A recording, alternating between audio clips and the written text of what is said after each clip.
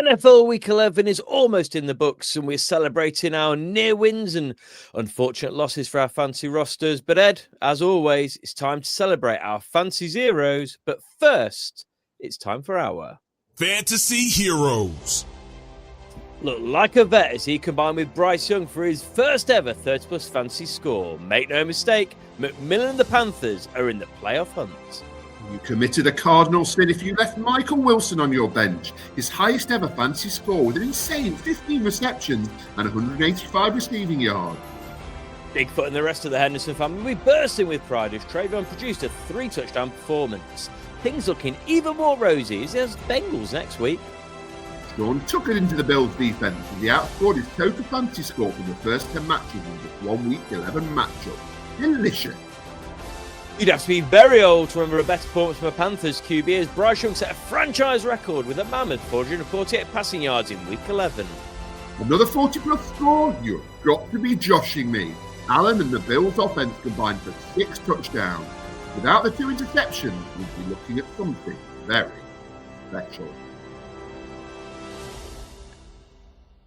2 Panthers on the heroes list. That's the TH Fantasy Football Show first. After we've celebrated the heroes, Ed, my absolute favourite part of the week is always to poke fun at some players who have let us down. So let's rock on with Fantasy Zeros. Justin Herbert couldn't lead the charge for LA as he threw for a career low of just 81 yards and got pulled for Trey Lance. Oh, Shakir, stats don't lie. And Khalil, when you score like that, you make the fancy community go mad. The sun god didn't shine on the pride of Detroit as St. Brown only hauled in 2 receptions from 2 targets. Kyle was the pits in week 11. The fancy resurgence hasn't fruition once again, so time to kick him to waivers. With Tuckercraft out, Lucas dug his own fancy grave. Rather than stepping up, he stepped back as he landed 1 reception for -1 yards and a fumble. Yeah, Ricky Pearsall's back. What? 1 reception? No yards? Off the hype train. Poor Ricky. So happy to see Ricky Pearsall back. and then he did nothing. Then he did nothing. Let's have a look, though, at some other notables and talking points from this week. And we'll start with not the most exciting game in Madrid. Is that the best way to put it? Yeah, I mean, it was nice to see a new stadium. It was very impressive looking, but it wasn't the most. I mean, there was a few nice goal line stands, wasn't there, maybe? But no, nothing too exciting.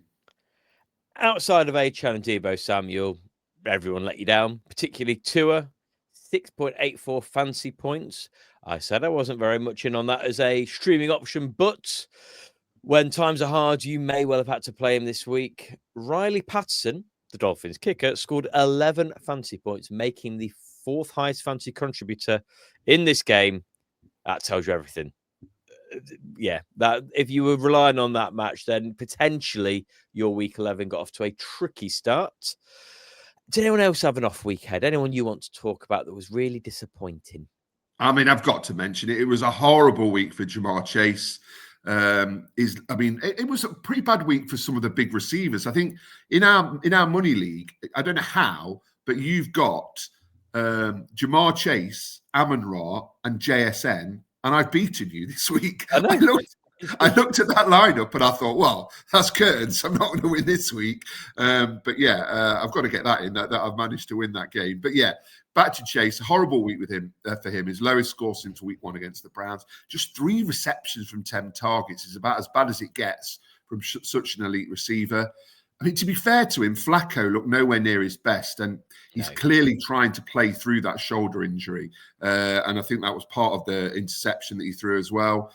And when it comes to Chase, I think you ought to keep a close eye on the news this week as Spitgate continues to evolve. The video does not look good from Jamar Chase's perspective. So if that does come to fruition, there's going to be a ban for him.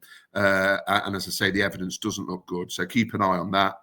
Chase Brown backed up his solid pre-bye performance, much improved rushing performance, admittedly against a poor rush offense in Pittsburgh. But yeah, another good thing for Brown is he's heavily involved in the receiving game at the moment. 14 receptions in 2 games. So he's back in your starting lineups as a bit of a cert, whereas that was in doubt a few weeks ago. Yeah, just having a look back at that lineup where you put out my wide receiver group. So that league against you, at one point, I was nailed on to dominate as a fixture quite comfortably, but I had Justin Herbert, 4.34, Josh Jacobs, 4, David Injured. Montgomery, 4.7. That's because I'm without Amari and Hampton and Cam Scatterboo in that one. JSN did the job, but yeah, that's St. Brown, Jamar Chase. Yeah, sometimes they're the weeks you get in fantasy football. And there were some high-profile, low games. Jets, Patriots to kick off the week. Saw a decent game from Fields from a fancy point of view. We'll come back onto Justin Fields shortly. Stephon Diggs put up his second highest score of the season too, but it was Travion Henderson who stole the show. And he got his second call up to the heroes list, the accreditation everyone wants when it comes to their fantasy legacy. Is this what we can expect more of moving forwards?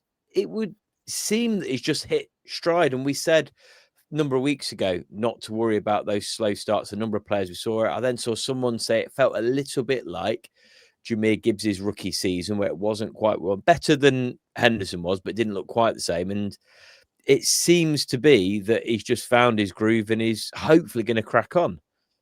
We were just waiting for it, weren't we? I mean, to be fair, we were quite skeptical. It didn't look like it was going to happen, but then it just has clicked, hasn't it? And he's had one good week and then 2 great weeks. And yeah, exciting. We knew he had the talent. So he's excelling in what is a very impressive Patriots lineup. And Ed Howe has Justin Fields followed up a decent week for fantasy for the first time in a while. Yeah, is it a bit of a surprise that he's been benched for Tyrod Taylor? It seems a little bit harsh. I just don't see the point. You may as well keep Fields in the hope that something clicks, or at least has, I don't know. Are they trying to protect? Right, he's had a reasonable-ish game. Let's protect any trade value. Although I think he's on that 1-year contract. I don't know. It's just it's all going very Jetsy for the Jets, and they've got about 900 first-round picks over the next few years. So I'm sure they will miss on another 3 quarterbacks in the next 3 drafts. Eagles, Lions. Yeah, I mean, a statement win for the Eagles against the Lions. They're looking like the favourites for the number 1 seed in the NFC. I mean, it wasn't really a humdinger from a fantasy perspective, quite low scoring. Saquon continues to struggle. Just to kind of illustrate the difference in last year, he's only passed 100 rushing yards once this season, which compares to last season where he did it 11 times in the regular season, which included that mammoth 255-yard rushing week. 1 rushing touchdown for him since week 5 is not what his fantasy managers want. And a lot like Chase, a rare down week for Amon-Ra. He managed to put together an even worse stat line than Chase, hauling in just 2 of his 12 targets. So not what you want from your elite receiver. Jameis Winston, God bless him. He ensured that the TH interception guarantee got off to a winning start. Just as garbage time was starting to warm up and you think, here we go. He's about to add about 15 points onto his fantasy score. A pointless long distance touchdown pass to 1. And just as that, well, say pointless, it was looking like they could maybe sneak their way back into it. And then an inexplicable, obvious interception. It was like he forgot how to see again after that LASIK surgery a couple of years ago. Yeah, it just fell apart and not the DFS performance we were hoping for by any means. So there we go. I was excited about James Winston coming into the week. I've left the week, as was highly probable, disappointed. It's the James Winston experience, isn't it? Promises everything, delivers very little. And talking about DFS, what on God's green earth happened to Justin Herbert and the Chargers? As you mentioned in zeros, this is his lowest ever fantasy score, 10 completions for 80 yards. I will not be recommending him for a DFS lineup again. I'm very mad at him. I mean, he's still QB4 on the season, though, and he's got the Raiders after the bye, so I'm sure he'll be looking to bounce back. I mean, with those 10 receptions to go around, it was a horrible week for McConkey, Allen, and Gadsden. You got nothing from any of them. Looking at the Jags, incredibly impressive performance from the Jags. I mean, is there a role for both Etienne and Tootin going forward? They split the rushing workload, combining almost equally, 34 carries, 147 yards, and 3 touchdowns. I just don't know if this was a one-off or you can start both going forward. I mean, Tootin certainly looked good to the naked eye. I was impressed by him in what I saw. But yeah, I'm just not convinced you can start both of them going forward. I'm not convinced we can start any wide receiver playing in Chicago at this point as well. So this week, Adunze 6.10 points, Burden 5.7, DJ Moore 3.1. Over the last 6 weeks, so it takes us back to the bye, when before that, Adunze was firing all cylinders. We then commented the show after, as I think several people did as well, how wide the ball was spread at wide receiver in that first game back. And we said there's something to keep an eye on in case it waters everything down. Over the last 6 weeks, though, top 24 weeks for Bears wide receivers, 2 for Adunze, none for Burden, 1 for Moore. It's such a tricky choice to start any of them now. And DJ Moore has only had 6 top 24 weeks in the last 2 years. Wow.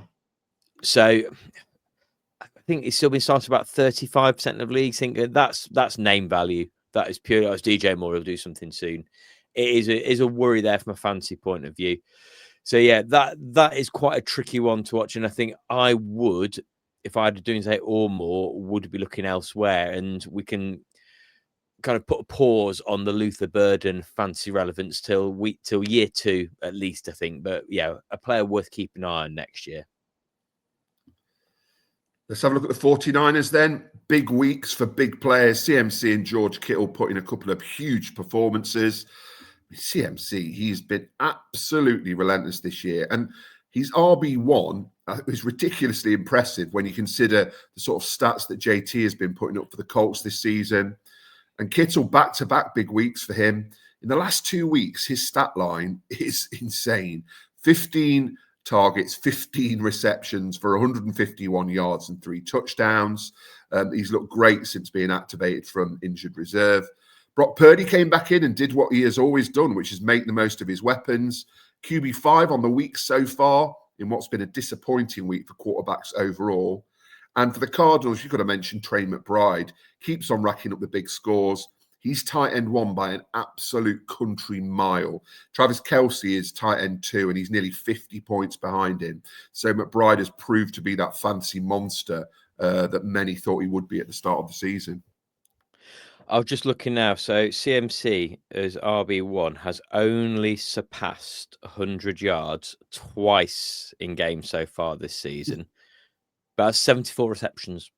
That is the cheat code right there, and the number of touchdowns. I was so pleased that he started off the game with a 1 yard rushing touchdown. So going, there we go. And CMC is up and running. That will continue. I would like, though, Ed, to finish off my observations for the week by giving myself some credit. My bench Patrick Mahomes take that you were very skeptical of, and a couple of people in comments got very cross about how stupid I was and how that shows I don't know ball and all that rubbish. I listened to you in one of my leagues. I did it. Did you? So thank you. I had Drake May and I had Patrick Mahomes, and I went for Drake May over Mahomes. So thank you. That is tricky on any given week at the minute, though, to be fair, that is a decision. But yeah, we're at the point where looking at those data points over the season, it does mean something. If a defense are keeping a certain position quiet week in, week out, and these are the difficult decisions we need to make when it gets to the playoffs. So I think we'll probably talk next week about looking at that strength of schedule during the playoffs.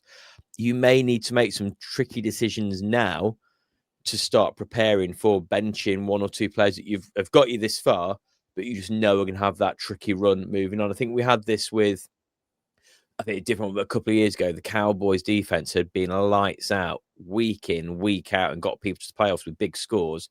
And then their playoff run was horrible, wasn't it? And was saying we say it's only a defense, but if you bench it, and they were awful throughout spells. So we'll take a look at that next week, looking at some strength of schedule and some players that you might want to pivot away from, or you might want to pick up. Any other observations for the week, though, Ed? I just don't really like. American football at the moment. I'm fed up. but apart from that, I'm trying to seek solace in like other non-Bengals related NFL. But I'm finding it hard at the moment.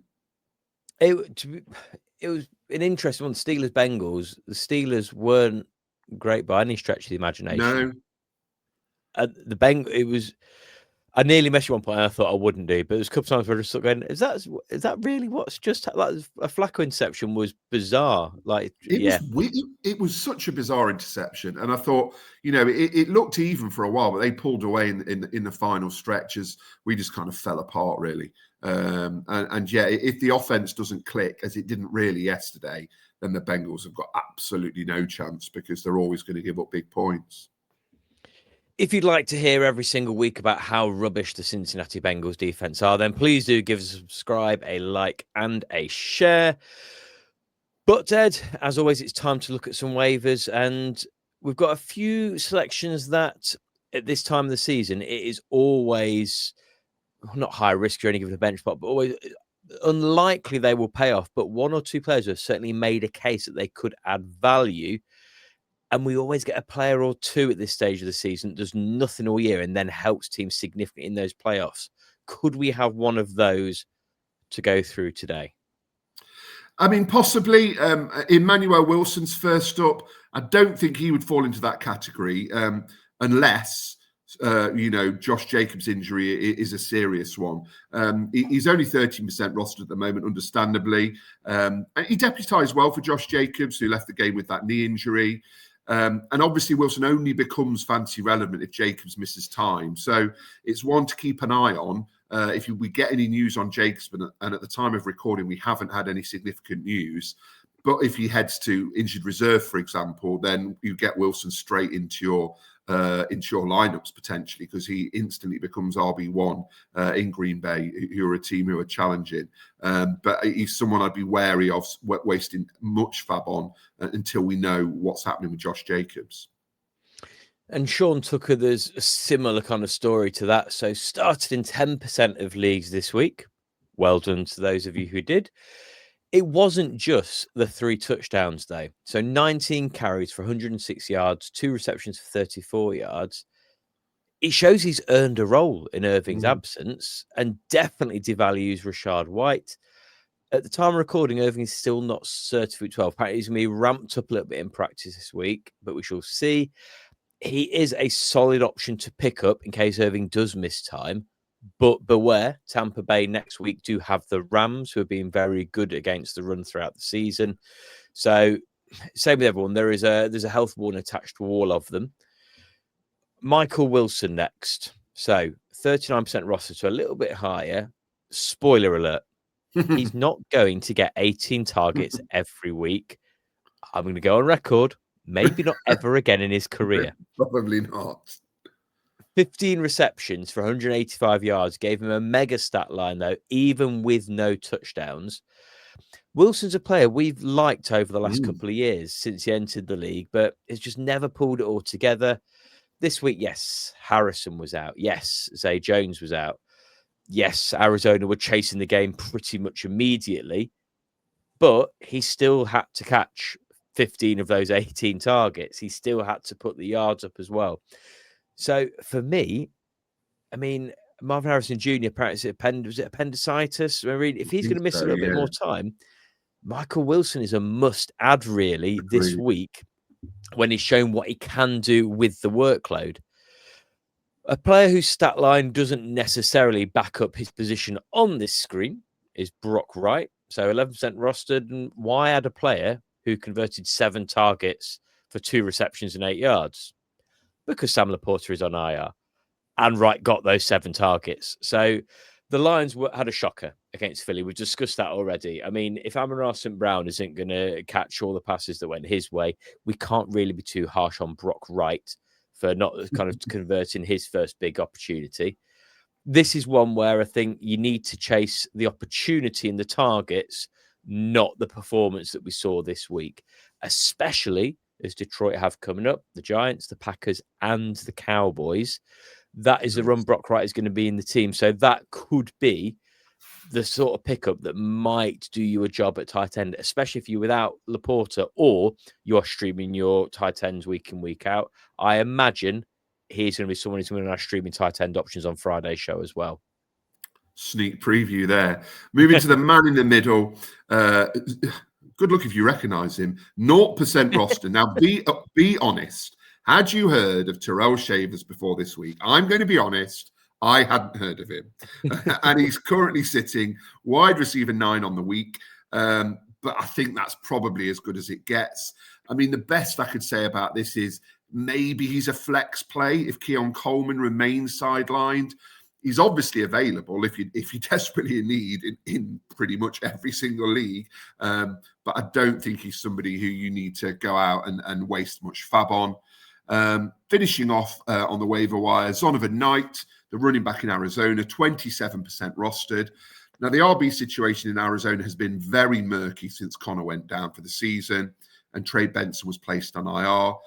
You've had Carter, Michael Carter, Donovan Knight, and Mercado have all had fancy relevant weeks. So it's been difficult to settle on one. The thing is, Trey Benson has a chance to be activated for week 12. That's the talk at the moment, that he'll be back for week 12. And he will be the RB1 when he gets back. He's still 69% rostered. So I think there are a number of fancy managers banking on him coming back and maybe giving them a good run in the playoffs. So it's worth seeing if Trey Benson is available. So I'd be very wary of getting someone like Zonovan Knight on waivers while Trey Benson is lurking in the background, because he will come back and he will start and get most of the carries, you would think. And it might sound like an obvious tip as well, but it's something that not everybody does. We've seen from our leagues is, if you're going to put those bids in, have a look at what fab other people have got left in your leagues as well, and be a bit tactical with those. See if you can suss out who might be going for those players as well. Because even if you'll sometimes see big fab go on a player when actually no one was going to get close to that based on what they've got left. So, yes, have a little tactical look at what other people have got to spend as well. And then maybe just keep that little bit in your back pocket if you need to pick anyone up, or guarantee yourself a streaming option when it comes to your playoff games. I think that about covers us for week 11 and look ahead to week 12 waivers, though. Ed, anything you would like to add? No, a bit of a short one, but I think very, very sweet. We will be back then on Wednesday with our week 12 full preview. And then, as always, streaming options on a Friday, DFS on a Saturday. But I think that's all from me, Ed. I'll start again. All from me. That's all from you. So, Malcolm, I've stumbled over it enough. Take us home. You have been listening to the team from TH Fantasy Football. For more content, follow TH_fantasy_NFL on Twitter and Instagram.